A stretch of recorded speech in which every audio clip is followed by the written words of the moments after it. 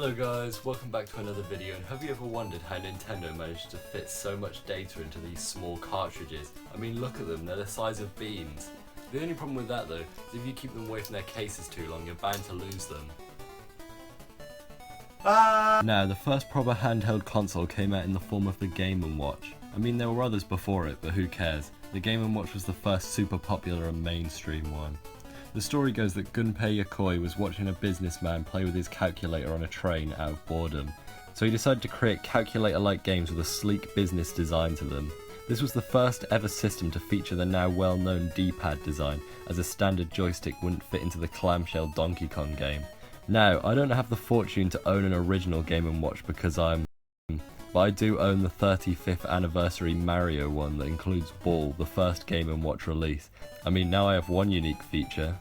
Now, a few years later, Yokoi decided to work on a successor to his Game & Watch, and with that the Game Boy was born.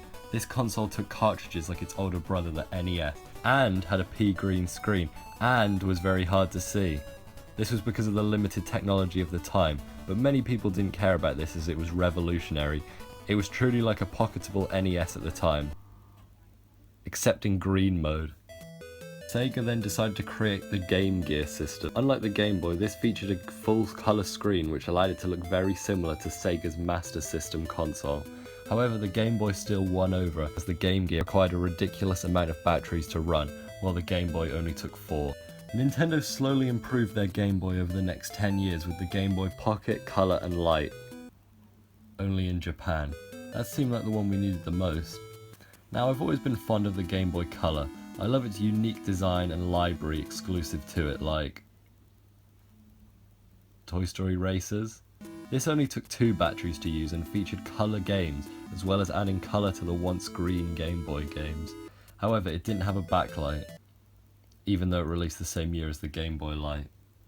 Nintendo then announced that they were working on a Game Boy successor called Project Atlantis that would be 32 bits. But when would it come out? Never. Yeah, many people believe that the Atlantis eventually turned into the GBA, the Game Boy Advance. This was a 32-bit Game Boy with better sound and graphics, and no backlight? Not again!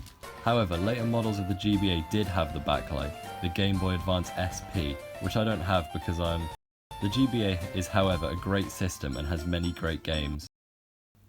Oh yeah, the Game Boy Micro existed. Sega died, so Fate had to create someone new to rival Nintendo in the handheld market, so Sony created the PSP. It was rather powerful and featured a large library of games. Nintendo, on the other hand, said, yeah, that's right, 2 screens please. The Nintendo DS. This console took inspiration from that Donkey Kong Game & Watch I talked about earlier. Yeah, that's right, that's foreshadowing for you. The system had a bottom touchscreen and a top screen that both could have parts of the game on them. Some games did stuff with this. Some put logos on there. Some models of this console actually had backwards compatibility with GBA games, which was great until they took it away.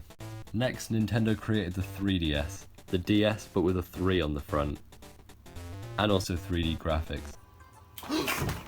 I have fond memories of this handheld from back in the day, so it always holds a special place in my collection, even if it's just a DS with. There was also a 2DS, but that gets mistaken for a loaf of bread half the time. Sony also did a similar thing with the PS Vita, which was just mostly a powerful PSP. And finally came the Nintendo Switch, the perfect balance between handheld and home console. This system is great. It's almost like the best of all of Nintendo's other handheld and home consoles put together. There's also the Switch Lite, which is great for if you want to keep your Switch docked and play something else while out. Also, it's yellow. Wow, what an interesting journey we've been on. Now, let's play a game. Whatever cartridge I pull from this box, I must eat. Come on, please be the Nintendo Switch cartridge. No!